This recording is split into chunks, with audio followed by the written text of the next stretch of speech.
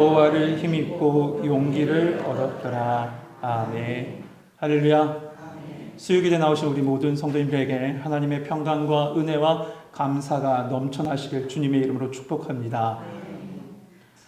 영국 내셔널 갤러리에 가면 이 네덜란드 화가인 안토니 반다이크라는 사람의 아주 제목이 긴, 엄청 긴 그림 하나가 있습니다. 그 그림의 제목이 뭐냐면요. 잘 들어보세요. 밀라노 대성당에 들어가지 못하도록 테오도시우스 1세를 가로막은 성 암브로시우스. 외우시겠어요? 길죠? 아마 들으셔도 가서 찾으려면 못 찾으실 거예요. 이렇게 길기 때문에. 네, 그 그림의 배경이 이렇습니다. 390년에 그리스의 데살로니가 지역, 우리 성경에 있는 그 데살로니가 지역입니다. 데살로니가 전서.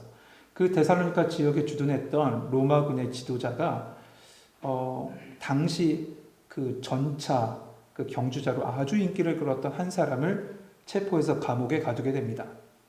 그의 제목에 관해서 여러 가지 추정들이 있는데 가장 유력한 제목은 동성애자였다는 거예요. 동성애자였기 때문에 잡아서 이 감옥에 가뒀다는 거죠. 이렇게 인기가 많은 이 전차 경주자를 이 전차 경주자가 잡히게 되자 데살로니가 시민들이 그를 풀어달라고 막 시위를 벌입니다. 근데 그 시위가 변질돼서 폭동이 되고요. 그로 인해서 로마 군인들이 많이 죽고 또한 로마 그 황제의 초상화 굉장히 중요하게 생각했잖아요. 초상화도 막 훼손하는 일까지 벌어져요. 이 소식이 마침 밀라노에 있었던 이 테오도시우스 1세 황제에게 들려집니다. 그래서 이 소식을 듣고 이 황제가 격분합니다. 화가 났어요. 그런데 이 화가 났다는 소식을 당시 밀라노의 주교였던 암브로시우스가 듣고 또한 몇몇 신하들과 함께 그 왕에게 쫓아가서 왕이여 제발 그냥 화내지만 마시고 폭정하지 마시고 공정한 절차에 따라 시민들을 처벌하시는 게 좋을 것 같습니다 라고 요청을 해요. 하지만 이 요청, 화가 난 이 황제에게 들리지 않았습니다. 그래서 그의 요청을 이런저런 거절해버리고요. 즉각적으로 처벌을 내립니다. 황제가 어떻게 했냐면 시민들을 일단은 그 데살로니카에 있는 가장 큰 그 경기장을 다 몰아갑니다. 불러 모아요. 시민들은 이렇게 생각했답니다. 아, 로마가 요번에 아주 특별한 이 전차 경기를 준비했나 보다. 우리를 위해서, 우리의 마음을 좀 시원하게 하기 위해서 준비했나 보다 하고 많이들 모였대요. 그런데 그들의 예상과는 다르게 군인들이 경기장 문을 확 봉쇄해버린 채 무차별하게 그 안에 있는 시민들을 학살한 거예요. 기록에 의하면 약 7,000명이 죽었답니다.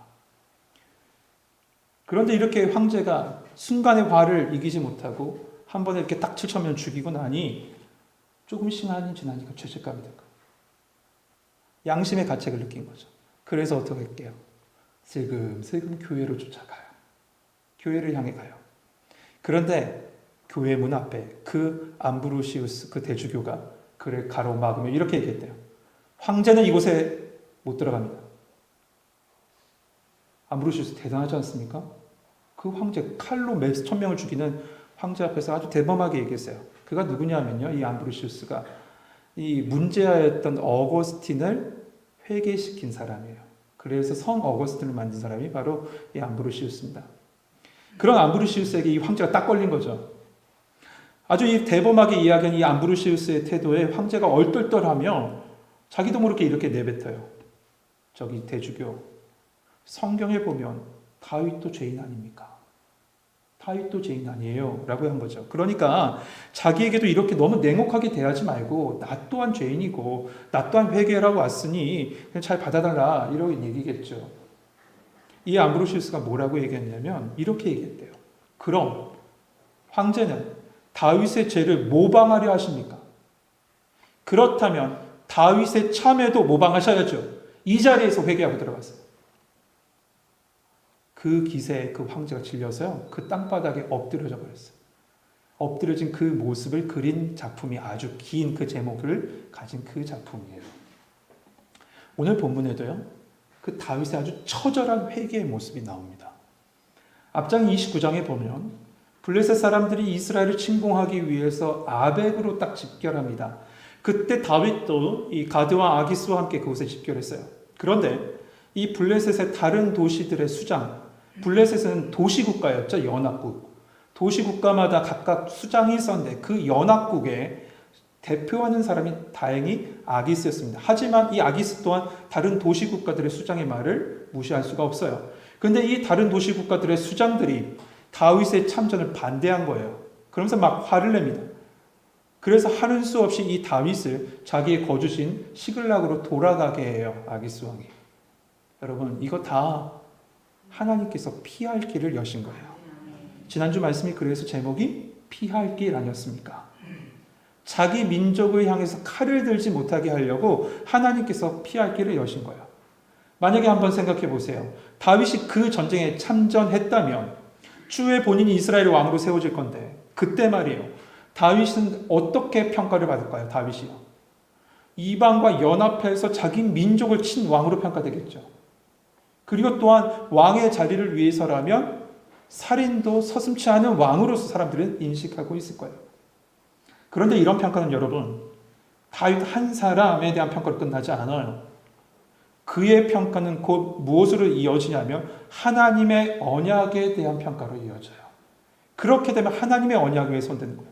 메시아 언약이 훼손되는 거예요. 다윗은 예수 그리스도 메시아를 예표하는 인물이기 때문에 그래요. 그렇기 때문에 하나님의 약속이 뒤틀어져 버리는 거죠. 그래서 하나님께서 그 순간에 개입하셔서 다윗으로 피할 길을 열어주신 겁니다. 하지만 여러분, 피할 길을 그에게 열어주셨다고 해서 그의 죄가 다 완전히 사해진 건가요? 그건 아니죠. 여전히 그에게는 죄가 있습니다. 그의 죄악이 뭡니까? 하나님을 신뢰하지 않았습니다. 그리고 인간적인 방법으로 어려움을 모면하기 위해서 이방왕 아기스에게 그 사람에게 그는 마음을 의지하고 삶을 의지하고 그에게 기댔습니다. 심지어 방금 말씀드린 29장에서 자기 민족을 치는 전쟁에 참전하려는 모습까지 나와요. 이 모습에서 하나님의 손길 속으로 돌아올 시간이 필요해요. 그에게. 그 회개의 시간이 필요해요. 그래서 인간의 성정을 하셨던 하나님이 이방을 그 심판의 막대기, 징계의 막대기로 사용하여 주셔서 지금 다윗을 철저하게 회개시키는 부분이 오늘 말씀이에요. 오늘 1절 말씀 같이 한번 읽어보죠. 1절 같이 읽겠습니다. 시작.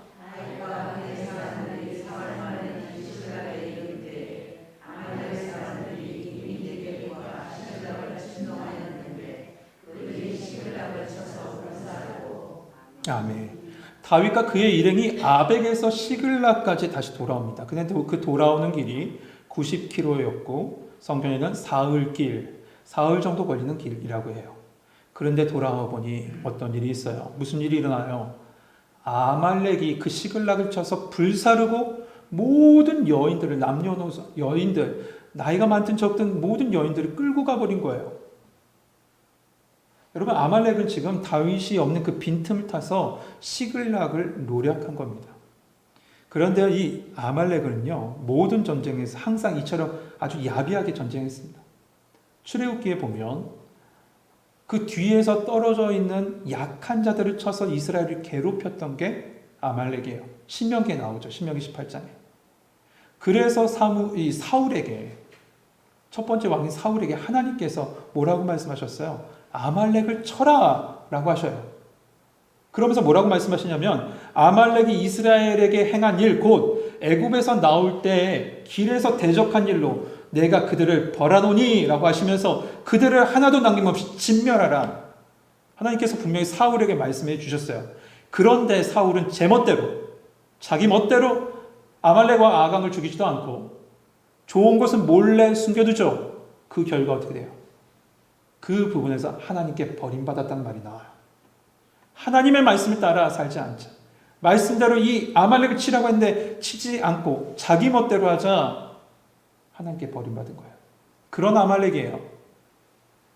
이들은 그들의 습성대로 지금 다윗이 없는 틈을 타서 시글락을 공격한 겁니다. 그렇다면 여러분, 왜 아말렉이 다윗의 시글락을 친 걸까요? 왜 꼭 다윗? 여러 군데도 많이 있었을 텐데, 블레셋도 많이 비어있고 여러 곳도 많은데 왜 다윗의 시글락이었을까요? 우선 이 사무엘상 28장에서 다윗이 그 아말렉을 침략했습니다. 아말렉을 침략해서 그들의 모든 것을 취했죠. 그 침략한 것에 대한 보복으로 다윗의 거주지였던 시글락을 침략한 것으로 여겨져요. 그런데 여러분, 이런 외적인 이유 외에도요, 영적인 이유가 분명히 있어요. 그 근본적인 이유가 뭐예요? 아까 전에 말씀드린 대로 하나님의 징계였어요. 이거. 하나님의 징계였어요. 하나님은 지금 다윗의 잘못을 깨닫게 하기 위해서 아말렉이라는 징계의 도구를, 진노의 막대기를, 아말렉이라는 진노의 막대기를 사용하고 계신 거예요. 이처럼 이 시글락이 아말렉에 의해서 습격당한 상황을 3일 만에 돌아온 다윗과 그의 일행이 봅니다. 3절 말씀 보시죠. 다윗과 그의 사람들이 성읍에 이르러 본즉 성읍이 불탔고 자기의 아내와 자녀들이 사로잡힌지라. 본문에서 다윗과 그의 사람들이 성읍에 이르러 본즉이라고 되어 있어요. 본즉, 보다란 말이잖아요.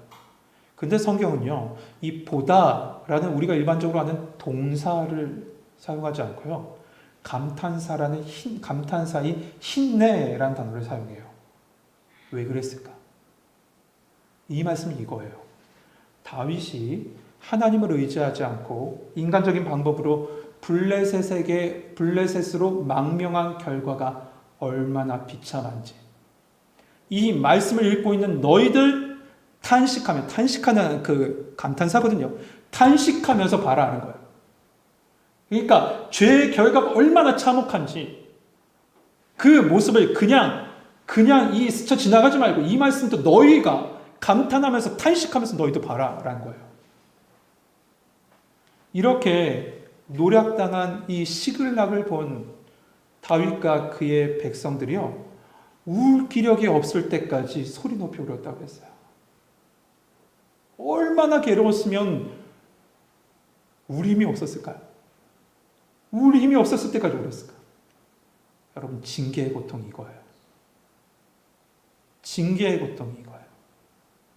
한 대, 두 대, 세 대 맞고 끝나는 게 아닙니다. 울 힘이 없을 때까지, 항복할 때까지, 나는 아무것도 아닙니다 할 때까지, 나는 아무것도 아닙니다 할 때까지. 그런데 보세요. 5절에 보면, 우리 성경에 보면 가로쳐 있을 겁니다. 그렇죠? 가로쳐 있지만 그 안에 보면 다윗과 그 두 아내가 잡혀갔던 말씀이 삽입되어 있는 모습을 보게 돼요. 왜 성경은 특별하게 이 부분에서, 앞부분에서 분명히 모든 여성들이 다 잡혀갔다라고 했으면 다윗의 아내, 두 아내도 잡혀가는 거 당연한데, 다시 한번 이곳에서 두 아내가 잡혀간 것을 꼭 집어서 왜 언급하고 있는 걸까, 성경은?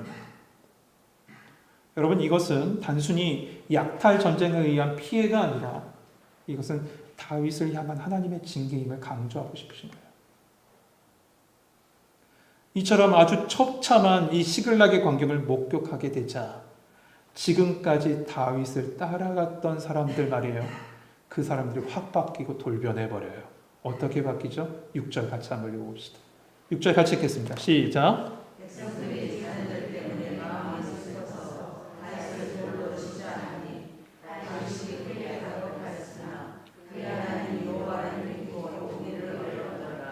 아멘.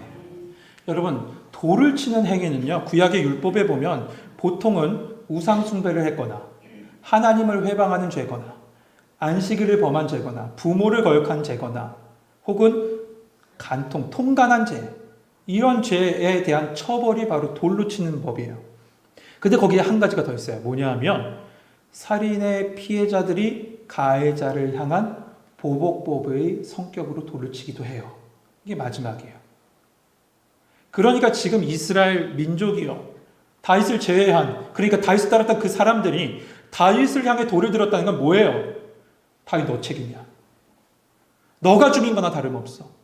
너가 아기스와 함께 출정만 하지 않았다면 이런 일 없었을 거야 하면서 다윗을 향해서 그의 핏값을 묻고자 하는 거예요. 자기 자녀들의 핏값을 묻고자 했던 거예요. 그런데 여러분, 그 순간에 다윗은 어떻습니까? 6절 하반절에 보시죠. 6절 하반절에 보면 그의 하나님 여호와를 힘입고 용기를 얻었더라.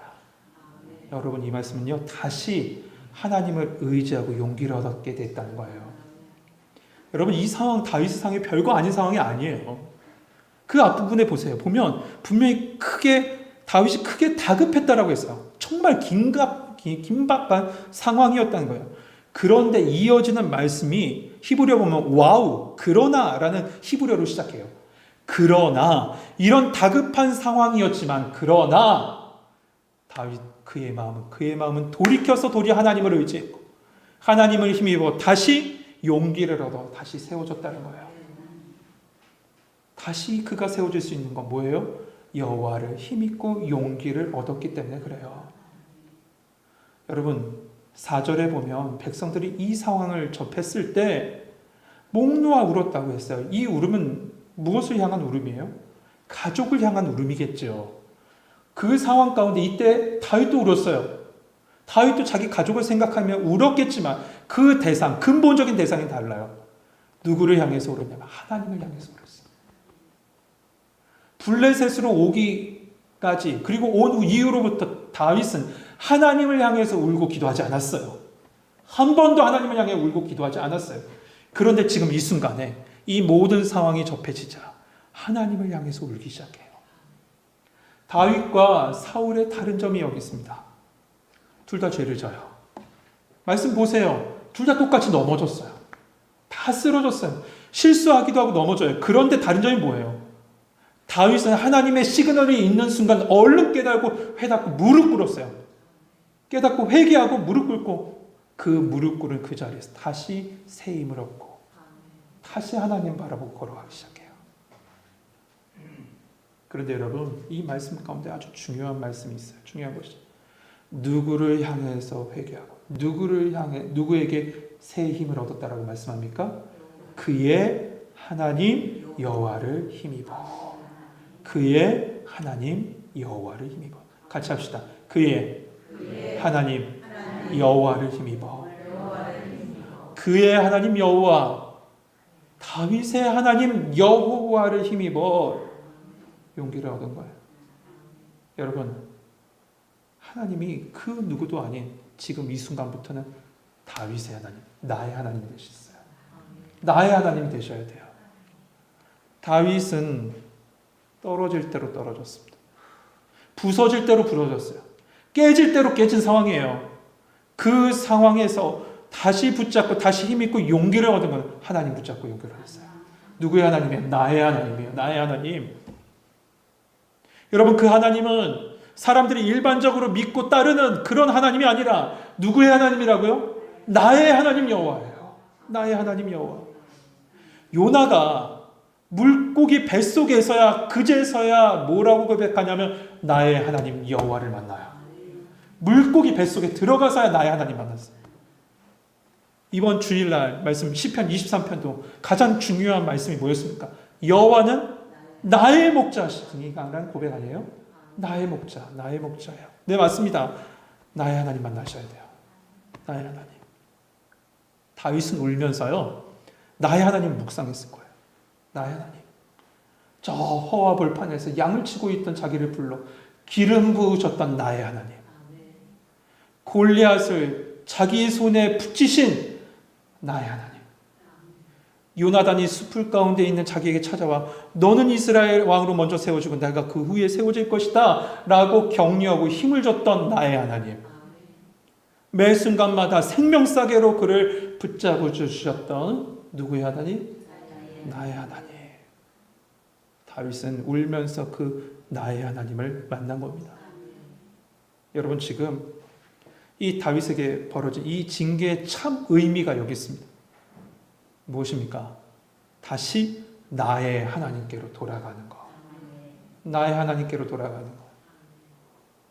여러분 이것은 아말렉 사람들이 여인을 몰살하지 않고 그들을 그냥 끌고 간 모습 속에서 그대로 보여져요.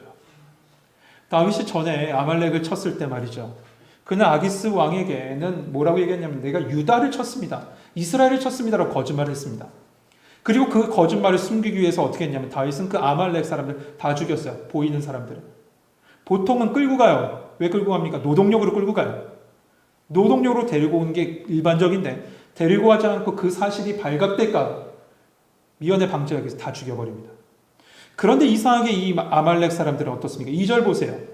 거기에 있는 젊거나 늙은 여인을 성경 말씀에 딱 이렇게 써 있죠. 한 사람도 죽이지 아니하고 한 사람도 죽이지 않고 다 사로잡아 끌고 자기의 길로 갔더라.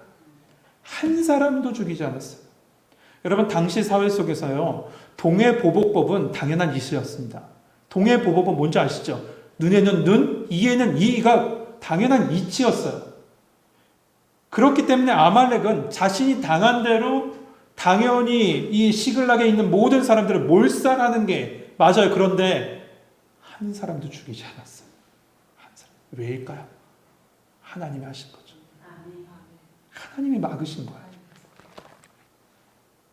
이것은 하나님께서 다윗을 징벌하기 위하여 아말렉을 보내셨다는 증거입니다.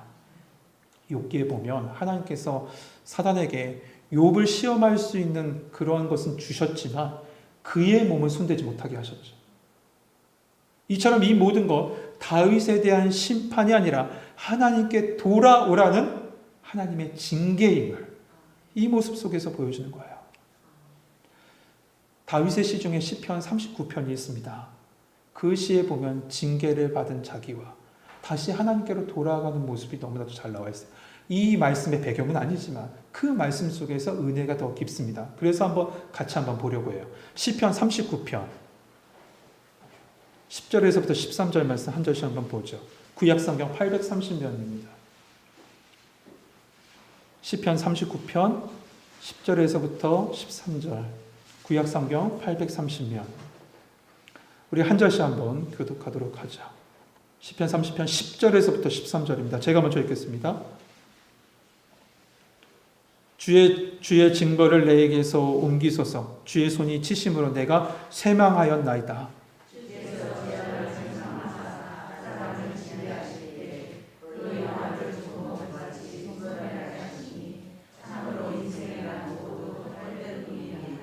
여호와여, 나의 기도를 들으시며 나의 부르짖음에 귀를 기울이소서. 내가 눈물을 흘릴 때 잠잠하지 마소서. 나는 주와 함께 있는 나그네이며 나의 모든 조상처럼 떠도나이다.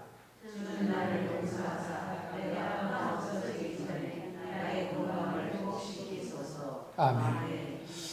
다윗에게 주어진 징계는요, 그로 자신의 인생이 헛되구나, 내가 가지고 있는 영광이 헛되구나 라는 것을 깨닫게 해요. 그리고 그 후에 고백합니다. 여러분 1절 마지막에 보면 셀라라고 있죠. 우리가 계속 시편을 나누면서 그 말씀하죠.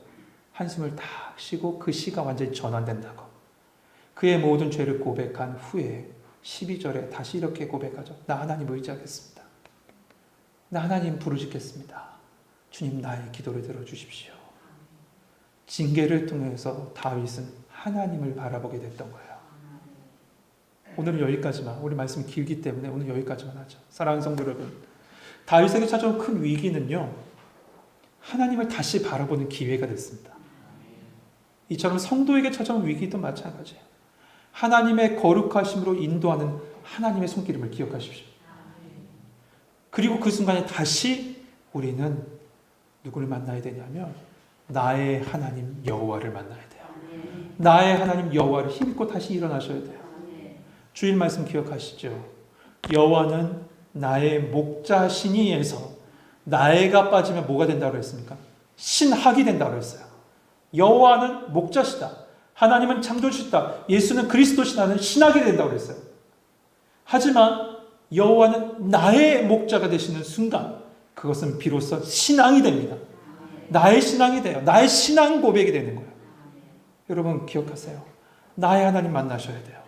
나의 하나님 여호와를 이 순간에 기도하는 시간에 만나셔야 됩니다. 그때 우리에게 새 힘 주실 뿐만 아니라 다시 주의 길로 걸어갈 수 있는 용기를 하나님께서 이 시간에 주실 줄 믿습니다. 여러분 오늘 이 기도하는 시간 나의 하나님, 나의 여호와, 나의 목자 되신 예수님 만나시고 다른 곳을 향해 있던 우리의 마음이 있다면 이 시간에 다시 하나님께로 돌아갈 수 있는 그런 은혜의 시간 되시기를 주님의 이름으로 축복합니다. 우리 같이 찬양하며